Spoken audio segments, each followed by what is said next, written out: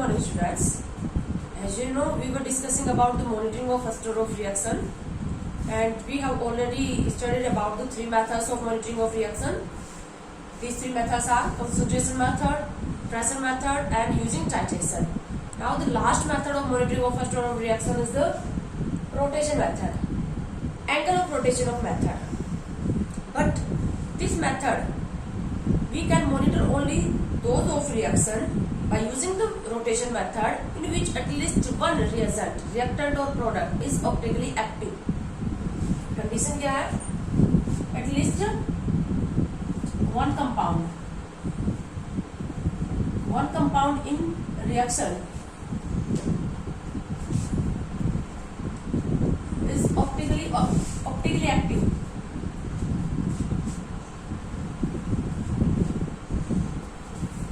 Optically active are those compounds which can rotate plane of polarized light. So optical activity and optically active compound we will discuss detail in your organic chemistry. When we start the organic chemistry, then we take this topic in detail. Okay. So optically active अभी क्या होता है, सिर्फ आपको इसका मतलब समझना है.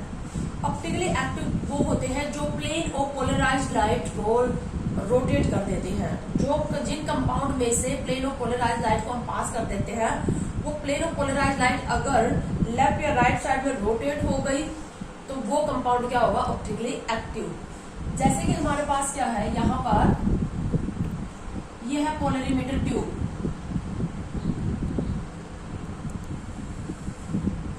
पोलरीमीटर ट्यूब और इसके अंदर हमने भर रखा है कंपाउंड का सॉल्यूशन. ठीक है. यहाँ पर हम इसमें से पास करेंगे plane of polarised light. Plane of polarised light rotate only in one direction. जो लाइट सिर्फ एक ही डायरेक्शन में वाइब्रेट या रोटेट करती है उसको क्या बोलते हैं, प्लेन ऑफ पोलराइज्ड लाइट. ये सिर्फ इसी डायरेक्शन में रोटेट करेगी. प्लेन ऑफ पोलराइज्ड लाइट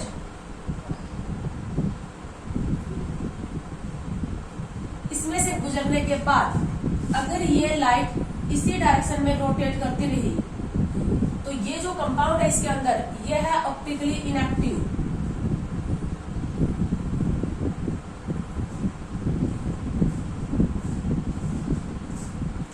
अगर पोलर और पोलराइज्ड लाइट किसी भी सॉल्यूशन में से, किसी भी कंपाउंड के सॉल्यूशन में से पास करने से भी अगर उस एक ही डायरेक्शन में रोटेट करती रही तो कंपाउंड होगा ऑप्टिकली इनएक्टिव.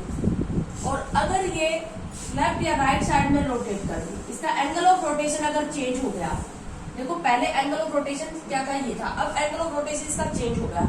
अगर प्लेन ऑफ पोलराइज्ड लाइट का एंगल ऑफ रोटेशन चेंज हो जाता है, इट मीन ये इसमें जो कंपाउंड भरा है वो है ऑप्टिकली एक्टिव. अब ये जो ऑप्टिकली एक्टिव कंपाउंड होते हैं इसके दो स्टीरियोआइसोमर्स होते हैं. एक वो दो स्टीरियोआइसोमर्स होंगे इसके, एक वो जो राइट साइड में रोटेट करता है, एक वो जो लेफ्ट साइड में रोटेट करता है. जो राइट साइड में रोटेट करेगा वो होगा डेक्स्ट्रो रोटेटरी और जो लेफ्ट साइड में रोटेट करेगा वो होगा लेवो रोटेटरी. हम इसको डिटेल से करेंगे, अभी आपको ज्यादा ध्यान देने की जरूरत नहीं है. इसी को माइनस साइन और इसी को प्लस साइन से भी रिप्रेजेंट करते हैं. ठीक है. Stereoisomer, enantiomers etcetera we will discuss in organic chemistry. तो अगर अभी आपको क्या होना चाहिए, मतलब रोटेशन मेथड से हम उन्हीं फर्स्ट ऑर्डर रिएक्शंस की काइनेटिक्स को मॉनिटर कर पाएंगे जिनमें से कम एक रिएजेंट, एक रिएक्टेंट या प्रोडक्ट कम से कम एक तो ऑप्टिकली एक्टिव होना ही चाहिए. ऑप्टिकली एक्टिव होने का मतलब जो प्लेन ऑफ पोलराइज्ड लाइट को लेफ्ट या राइट साइड में रोटेट कर सके. ठीक है. अब इसकी स्टडी, इसकी काइनेटिक्स कैसे स्टडी की जाती है, ये क्या होता है, पोलरीमीटर की, जैसे ये है लेंथ, ये है पोलरीमीटर की लेंथ. तो हर कंपाउंड का एक स्पेसिफिक रोटेशन होता है, स्पेसिफिक रोटेशन अल्फा. हर कंपाउंड की एक कांस्टेंट वैल्यू होती है, फिक्स वैल्यू होती है. ये इसको बोलते हैं हम अल्फा को स्पेसिफिक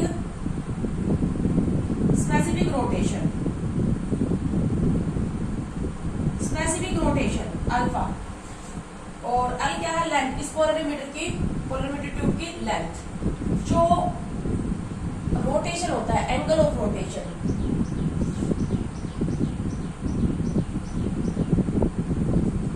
एंगल ऑफ रोटेशन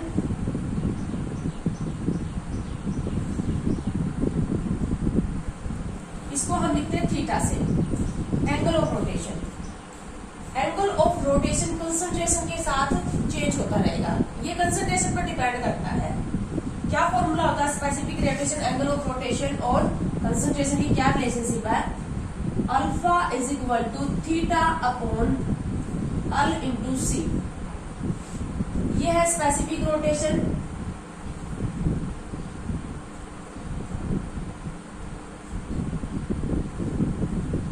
ये है angle of rotation,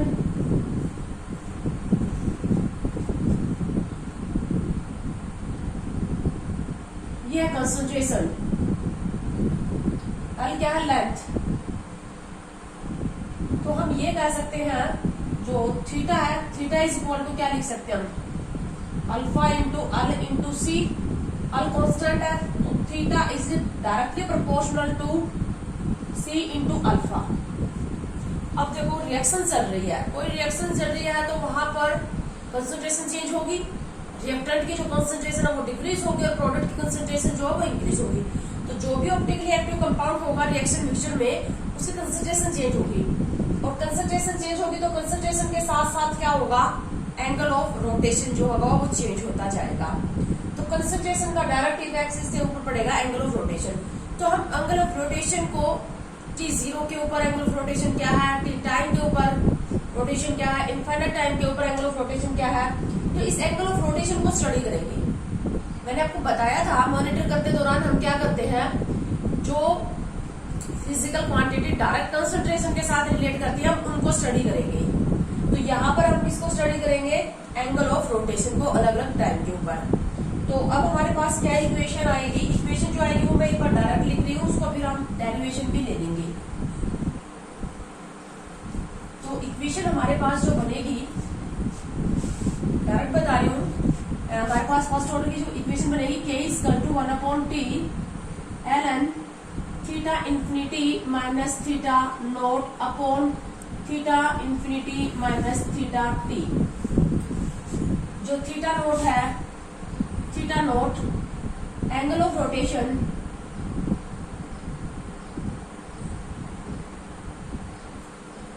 at t equal to 0, t0 के ऊपर जो angle of rotation theta naught, theta t angle of rotation at t equal to t time and theta infinity angle of rotation at t equal to infinite time या very long time period. ठीक है, formula equation यही आएगी। अगर आपको theta infinity नहीं दिया है तो वहां पर क्या होगा, आप फॉर्मूले में क्या निकालोगे? Theta naught upon theta t से सोल्व कर लोगे। ठीक है, तो अब हम एक इक्वेशन ले रहे हैं, एक रिएक्शन का एग्जांपल लेंगे, हम इसका डेरिवेशन लेंगे। वैसे तो टाइम कंज्यूमिंग है, डेरिवेशन कोई जरूरत नहीं है, इसी से सोल्व हो जाएंगे क्वेश्चन हमारे, बट हम ले लेते डेरिवेशन। जैसे हमारे पास एक रिएक्शन है, ए से बन रहा है हमारे पास b प्लस सी, और मैंने यहाँ पर लगाया स्टार। स्टार जिसके लगाया वो सारे क्या है, मतलब हमने एक जनरल केस ले लिया, all reagents are optically active. Suppose करो A, B and C, all three are optically active. Particular हो सकता है, ऐसे भी हो सकता है कि only A is optically active and these are optically inactive. But हम एक जनरल केस स्टडी कर रहे हैं, all are optically active. ठीक है, और इसका एंगल जो स्पेसिफिक रोटेशन है वो ले लिया हमने alpha 1, alpha 2 and alpha 3. These are the specific rotation. t equal to 0 के ऊपर इसकी कंसंट्रेशन हमने ले ली a, इसकी है 0 और इसकी भी है 0। t equal to t time के ऊपर कंसंट्रेशन हो गई a माइनस एक्स, इसमें से x डिक्रीज हुआ तो इसमें क्या बन गया x, और इसमें भी क्या बन गया x। t equal to t infinite time के ऊपर ये a में से a पूरा खत्म हो गया तो ये हो गया 0, ये a बन गया और ये बन गया a। ठीक है, यहाँ पर स्टेशोमेट्रिक कोएफिशिएंट आप चेंज कर दोगे तो भी इस डेरिवेशन के ऊपर कोई फर्क नहीं पड़ेगा, ये आपको पता है। ठीक है, अब लेंगे हम, देखो हमने थीटा निकालने का फॉर्मूला निकाला था, theta is directly proportional to c into specific rotation, concentration into specific rotation. ठीक है, तो t0 के ऊपर हमारा जो एंगल ऑफ रोटेशन है वो theta naught, theta naught is directly proportional to, अब ये तो इनकी कंसंट्रेशन तो यहाँ 0 है, तो किसके इक्वल आ जाएगा, theta naught is directly proportional to concentration of A is A and its specific rotation is alpha 1, so A alpha 1. This is the equation first. समझ गए? At t is equal to t time. t time के ऊपर हमारे पास जो angle of rotation है वो हमने क्या माना है, theta t. So theta t is directly proportional to concentration of A into its specific rotation, concentration of B into its specific rotation, and so on. So A minus x and its specific rotation is alpha 1 plus x alpha 2 plus x alpha 3, and this is equation second. Theta infinity is directly proportional to A की concentration यहाँ 0 हो गई. It depends only on the concentration of product. अगर आपके पास दिए हुए example में reaction में कोई भी रिएक्टेंट ऑप्टिकली एक्टिव नहीं है तो वहां आपको थीटा नोट थीटा इंफिनिटी नहीं दिया जाएगा. क्यों? क्योंकि थीटा इंफिनिटी के ऊपर सभी रिएक्टेंट की कंसंट्रेशन क्या हो जाएगी, 0, और इसकी कंसंट्रेशन 0 हो जाएगी. सपोज करो सिर्फ रिएक्टेंट पर डिपेंड कर रहा है, प्रोडक्ट पर डिपेंड नहीं कर रहा, तो रिएक्टेंट की कंसंट्रेशन तो 0 हो जाएगी, तो थीटा इंफिनिटी भी क्या हो जाएगा, वहां पर 0 हो जाएगा. तो वहां पर 0 पुट कर दोगे तो हमारे पास क्या आ जाएगा, theta naught upon theta T. ये केस हो सकता है. So theta infinity is directly proportional to concentration of only product and its specific rotation. A alpha 2 plus A alpha 3. This is equation third. अब हमारे पास तो फर्स्ट ऑर्डर की जो kinetics है वो क्या होती है, K is equal to, हमें तो इससे मतलब है ना A upon A minus x है. K is equal to 1 upon T ln A upon A minus x. तो हमें तो A upon A minus x लेके आना है रिजल्ट में, और A upon A minus x लाने के लिए हम क्या करेंगे, equation third minus equation first upon equation third minus equation second, जैसा हमने बिल्कुल टाइट्रेशन वाले मेथड में किया था वैसे. अगर आप third minus first and third minus second करोगे तो आपके पास result A upon A minus x ही आ जाएगा. तो अगर थर्ड माइनस फर्स्ट करोगे तो थर्ड में अब थीटा टी क्या है, theta infinity minus theta naught upon theta infinity minus theta T, ये आ जाएगा. ये यहाँ पर पुट कर दोगे तो आपके पास फॉर्मूला वही आ जाएगा, मैंने स्टार्टिंग में आपको बताया था. Theta infinity minus theta naught upon theta infinity minus theta T, ये आ जाएगा हमारे पास. तो ये जो बेटा हमारे पास मॉनिटरी फर्स्ट ऑर्डर को मॉनिटर करने के कुछ मेथड्स, ठीक है. उसके बाद नेक्स्ट वीडियो में हम लेंगे. अब तक हम जो पढ़ रहे थे वो हम पढ़ रहे थे रिएजेंट की कंसंट्रेशन का रेट के ऊपर इफेक्ट, रिएक्शन के रेट के ऊपर रिएजेंट की कंसंट्रेशन का इफेक्ट. इसमें हमने रेटला मेथड किया, ऑर्डर ऑफ रिएक्शन किया. उसके बाद हमारे पास स्टार्ट हो जाएगा टेम्परेचर का इफेक्ट, वो हम नेक्स्ट वीडियो में डिस्कस करेंगे. Effect of temperature on the rate and rate constant.